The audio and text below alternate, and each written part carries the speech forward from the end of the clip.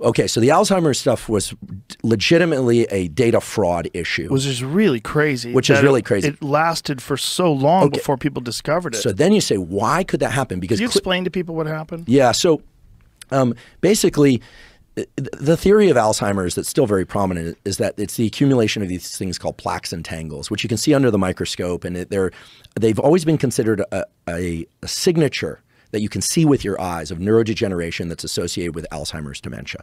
And it's been the way that people have measured whether or not a treatment has worked or not worked is whether or not it could decrease these plaques and tangles in mouse tissue and sometimes in human tissue. Now, we have to be clear that plaques and tangles do accumulate in the brains of people with Alzheimer's and mice that have mutations that make them kind of like good models for Alzheimer's. But early on in the research on Alzheimer's, so dating back well over a decade now, there was basically a data fraud, fudging of data, we call it, where someone essentially said that there was a label for a particular plaque or tangle protein that represented something that it didn't. And then what this has cascaded into over many, many years is an entire set of theories about which drugs ought to be beneficial for the treatment of Alzheimer's. And I would say now trillions of dollars put into research along those particular lines of inquiry. So what we're basically saying is one mistake can cascade into a series of thousands or tens of thousands of mistakes that can take a field really far astray. And that's what's happened now. They realized that there was a problem with the early data. Now, the thing that's kind of baffling is how the field continued down this path for so long without actually considering alternative hypotheses with any seriousness. Why somebody didn't say, hey, let's go back and test the initial premise of all of this. And part of that has to do with biotech is neither good nor bad nor evil nor anything. It's just, but it's a business.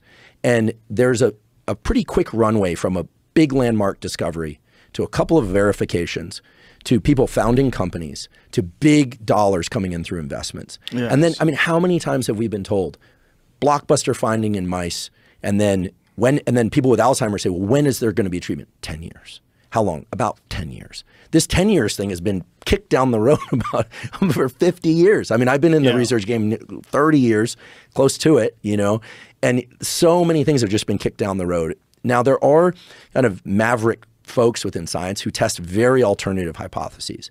And they are really the heroes of science, in my opinion, because they're saying that's all fine and good, or maybe it's all false. I don't know. I'm going to go a different direction and explore.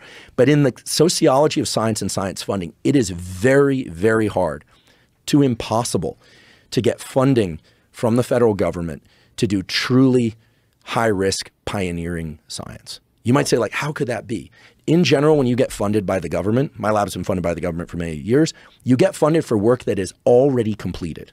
You show it to them in a grant. You say, this is what I want to do.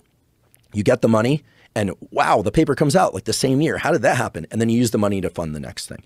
Every card-carrying laboratory head knows this. Why? Because when you put in a grant that says, this is a really exciting idea, they're not going to fund that. So this is why philanthropy and private money comes into science and is very exciting and enticing to scientists, because they can start testing things that the federal government funding bodies are just too conservative to test.